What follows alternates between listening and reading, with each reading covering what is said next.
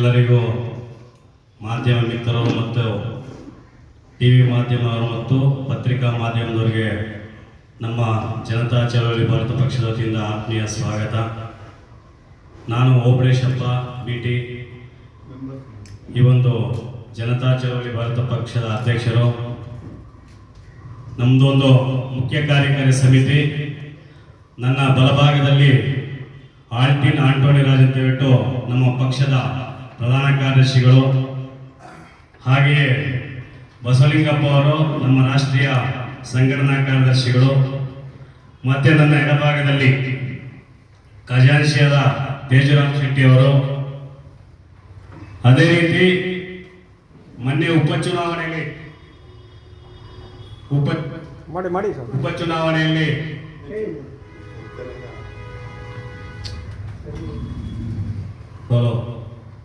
ನಾವು ಕರ್ನಾಟಕದಿಂದ ರಾಷ್ಟ್ರ ಮಟ್ಟದಲ್ಲಿ ಒಂದು ರಾಜಕೀಯ ಪಕ್ಷ ಮಾಡಬೇಕಂತ ಒಂದು ಹೊರಟಾಗ ಬಹುತೇಕ ಕಳೆದ 2 ತಿಂಗಳ ಹಿಂದೆ ಉಪಚುನಾವಣೆಗಳು ಬಂತು.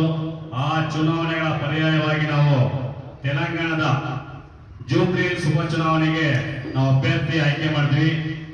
ಅಭ್ಯರ್ಥಿ ಇವತ್ತು ನಮಗೆ ಗುಂಟಿ ಶ್ರೀಕಾಂತ್ ಅವರು. ಇವರು ಸಹ ಮೂಲತಃ ಚಲನಚಿತ್ರ ನಟರು, ರಾಜಕೀಯ ನಾಯಕರು. ಇವತ್ತು ನಮ್ಮ ಪಕ್ಷಕ್ಕೆ ಬೆಂಬಲವಾಗಿ ನಿಂತು ಒಂದು ತೆಲಂಗಾಣದಲ್ಲಿ ಜೂಬ್ಲಿ ಹಿಲ್ಸ್ ಬೈ ಎಲೆಕ್ಷನ್ ನಿಂತಿದ್ರು. 24 ಓಟು ಬಂತು. ಇವತ್ತು ಅದೇ ರೀತಿ ನಾನು ನಮ್ಮ ರಾಜ್ಯದ ನಾಯಕತ್ವವನ್ನು ತಗೊಂಡು ನಾನು ಮುಂದುವರಿಸ್ತೀನಿ ಅಂತ ಹೇಳ್ಬಿಟ್ಟು ಇವತ್ತು ನಾವು ಕರೆದಾಗ ಬಂದಿದ್ದಾರೆ. ಇವ್ರಿಗೂ ಒಂದು ನಮ್ಮ ಪಕ್ಷದಿಂದ ಆತ್ಮೀಯ ಸ್ವಾಗತ ಕೋರ್ತಾ ಇದ್ದೀವಿ. ಸೊ ಈಗ ಮುಖ್ಯವಾಗಿ ನಾವು ಮುಖ್ಯ ಹಂತಕ್ಕೆ ಬರ್ತಾ ಇದ್ವಿ.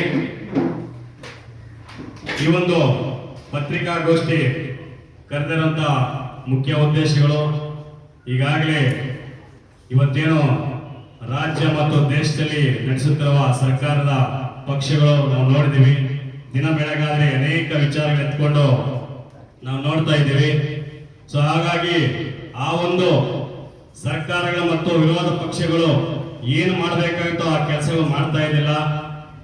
ಆ ಒಂದು ವಿಚಾರವಾಗಿ ನಾವು ರಾಷ್ಟ್ರ ಮಟ್ಟದಲ್ಲಿ ನಾವು ಜನತಾ ಚಳವಳಿ ಭಾರತ ಪಕ್ಷ ಕಟ್ಟಿರೋ ಉದ್ದೇಶ ಅದೇನೆ. ಸ್ವಚ್ಛ ಪ್ರಾಮಾಣಿಕ ಜನಪರ ರಾಜಕಾರಣ ಮಾಡಬೇಕಂತ ಹೇಳ್ಬಿಟ್ಟು ಒಂದು ವಿಚಾರ ಇಟ್ಕೊಂಡು ನಾವು ಸಮಾನ ಮನಸ್ಕರು ಸೇರಿ ಒಂದು ಪಕ್ಷ ಕಟ್ಟಬೇಕಂತ ಒಂದು ಯೋಚನೆ ಮಾಡಿದಾಗ ಜನತಾ ಚಳವಳಿ ಭಾರತ ಪಕ್ಷ ಒಂದು ಹೆಸರನ್ನು ತಗೊಂಡು ಕೇಂದ್ರ ಚುನಾವಣಾ ಆಯೋಗದಲ್ಲಿ ನಾವು ನಿರ್ದೇಶನದಂತೆ ಏನು ಚುನಾವಣಾ ಆಯೋಗದ ನಿರ್ದೇಶನದಂತೆ ನಾವು ಪಕ್ಷ ತಗೊಂಡು ಬಂದಿದ್ವಿ. ಕಳೆದ ಫೆಬ್ರವರಿ 2025 3ನೇ ತಾರೀಕು ನಮಗೆ ಅಧಿಕೃತವಾಗಿ ಪಕ್ಷ ಘೋಷಣೆ ಆಯಿತು. ಮುಂದಿನ ತಿಂಗಳು ನಮಗೆ ಬಹುತೇಕ 1ನೇ ವರ್ಷದ ವಾರ್ಷಿಕೋತ್ಸವ ಇದೆ. ಹಾಗಾಗಿ ಅವೆಲ್ಲ ವಿಚಾರಗಳಿಟ್ಕೊಂಡು ಮತ್ತು ಹಾಗೆ ಕೆಲವೊಂದು ವಿಚಾರಗಳಿಟ್ಕೊಂಡು ನಾವು ಪತ್ರಿಕಾಗೋಷ್ಠಿ ಮಾಡ್ತಾ ಇದ್ದೀವಿ. ಮೊದಲನೇದಾಗಿ ಪಕ್ಷದ ವಾರ್ಷಿಕೋತ್ಸವದ ಸಿದ್ಧತೆಗಳಂತ ಮಾಡ್ಬೇಕಂತ ಒಂದು ವಿಚಾರಕ್ಕೆ ನಾವು ಇದು ಮಾಡಿದ್ದೀವಿ. ಎರಡನೇ ವಿಚಾರ, ಗ್ರೇಟರ್ ಬೆಂಗಳೂರು ಚುನಾವಣೆ ಬಂದಿದೆ. ಈಗಾಗಲೇ ಬಹುತೇಕ ಮೀಸಲಾತಿ ವಿಚಾರ ಅಂತ ಬಂದಾಗೆಲ್ಲ ಕಾನೂನಾತ್ಮಕವಾಗಿ ಏನಿದೆ ಅದು ಮಾಡಬೇಕಂತಿದ್ದಾರೆ. ಅದೆಲ್ಲ ಇನ್ನೇನು ಬಹುತೇಕ 2-3 ತಿಂಗಳಲ್ಲಿ ಗ್ರೇಟರ್ ಬೆಂಗಳೂರು ಚುನಾವಣೆಗೆ ಸಕ್ರಿಯವಾಗಿ ತೊಡಗಿಸಬೇಕಾಗಿದೆ. ಈ ಒಂದು ಚುನಾವಣೆಯಲ್ಲಿ ನಾವು ಪಕ್ಷ ಸಕ್ರಿಯವಾಗಿ ಪಾಲ್ಗೊಳ್ಳುತ್ತೆ.